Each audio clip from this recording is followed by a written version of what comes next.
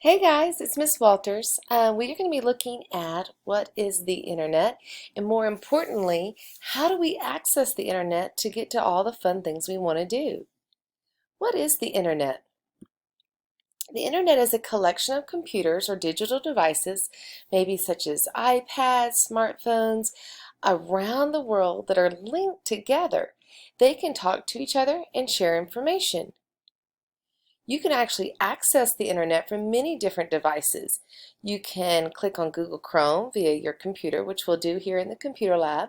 You may have a Chromebook or a laptop at home, a smartphone, maybe you have an iPad, or even you may have a gaming device that can get to the internet.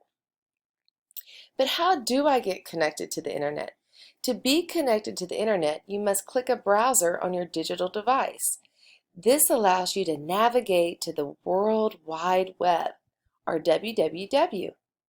And here you can see Google Chrome, Internet Explorer, Firefox, and Safari, and Opera, which is another type of browser.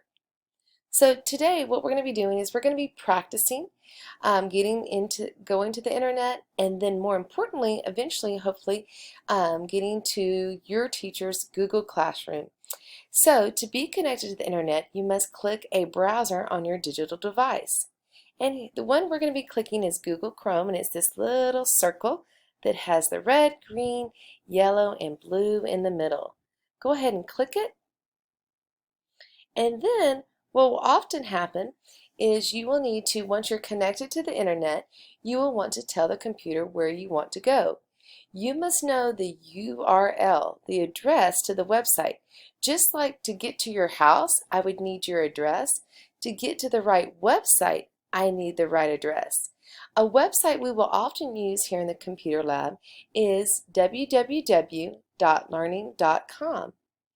When we go to learning.com during each class period, you will need a unique username and password to access the information. And I will be providing that to you on a card. The card will look similar to this one. It will have your name, your username, the password, and our district. To keep things easy, I've made the password always 1234. And here's where you'll log in. Using your username, you'll type that in, and your password. Also, just before I leave, you always want to remember to exit the internet. That's so important by clicking on the X with your mouse or your pointer. Now, how did we do today?